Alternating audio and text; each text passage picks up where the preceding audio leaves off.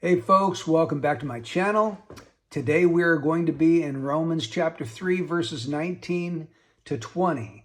And this is a little bit of a historic occasion because we are finally concluding the first major section of the book. I remember years ago reading Warren Wiersbe's commentary on the book of Romans, and he divides the entire book of Romans into 5 words: sin, salvation, sanctification, sovereignty, and service. So sin, chapters 1 to 3, up to 3 verse 20. Salvation, 3:21 through the end of chapter 5. Sanctification, chapter 6, 7, and 8. Sovereignty, chapters 9, 10, and 11. And service, chapters 12 through the rest of the book. So we are concluding the first major section, and it's all about sin. Remember the theme of the letter in chapter 1, verse 16 and 17? For I am not ashamed of the gospel. There's our theme. For it is the power of God for salvation to everyone who believes, to the Jew first and also to the Greek. For in it, in the gospel, the righteousness of God is revealed. So this is a gospel of righteousness. Paul's going to tell us the good news of how we can have a righteousness whereby we can stand before God, a right standing before an all-holy God. Now, what he has to do initially is to show our desperate need for this righteousness. And that's what he's been doing from chapter 1, verse 18 to chapter 3, verse 20. He caps off the whole thing in chapter 3, verse 19 and 20. This is what it says.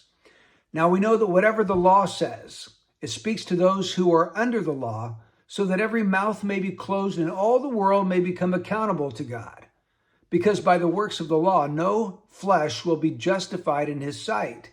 For through the law comes the knowledge of sin. In chapter 1, verses 18 to 32, Paul shows that the heathen is under sin. The man without the Bible, without the scriptures, who simply knows that God exists from creation. That man is without excuse and under sin.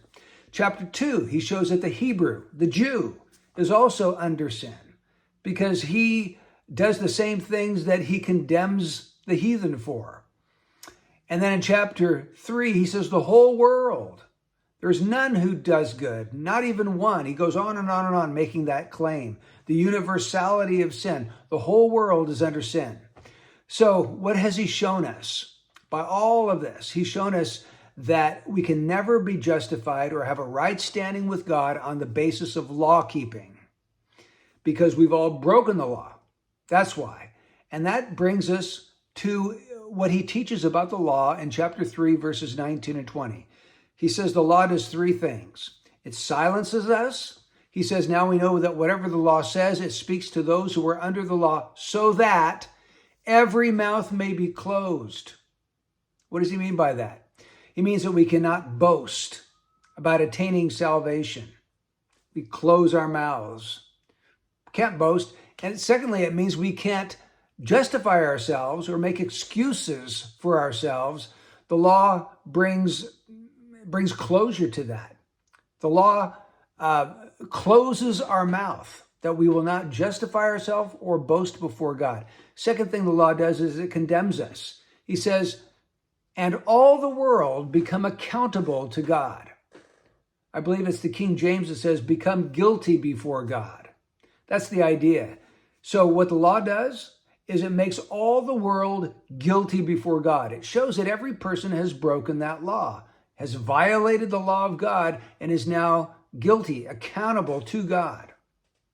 Thirdly, it reveals sin to us, because he goes on to say, because by the works of the law, no flesh will be justified in his sight, declared righteous, for through the law comes the knowledge of sin.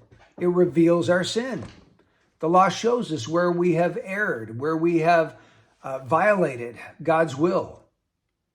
So, the simple fact is that every single person on the face of the planet needs a righteousness whereby they can stand before God, have right standing before God, be accepted with God, but yet no human being except for Jesus Christ has ever attained that right standing on what he has done. Every other human being has failed. We have all sinned and fallen short of the glory of God. And so what Paul has done up until this point is shown the utter impossibility of self-salvation, of working out your own salvation by your own efforts, your own works, your own law keeping. So in the final section here, chapter 3, verses 19 and 20, what Paul's doing is showing our hopeless condition and how we can receive a different kind of righteousness than our own righteousness, than a self-righteousness. There is another way. And he's going to show that other way starting in verse 21. Now we're going to get into that on our next video, not today. But what I simply want you to see from this video is that you are hopelessly lost if you're looking to yourself for a right standing before God. You'll never have it. You'll never have that righteousness whereby God will invite you into his presence and accept you based on what you have done. You need an alien righteousness, a righteousness that comes not from yourself, but from God. Have you ever seen that? Have you ever known the guilt of your sin before God? Have you ever known that you cannot attain a righteousness by working harder, by keeping God's law better? It's impossible. What you need is God's own righteousness, and the good news is that he's willing to give that to you, not on the basis of your work, but simply as a free gift. Now, we'll get into that on our next video. But today, if you've never received the very righteousness of God through faith, cry out to him. Confess your sin. Cry out to him. Believe on the Lord Jesus Christ, and you will be saved. Lord bless you, folks. See you on the next one. Take care.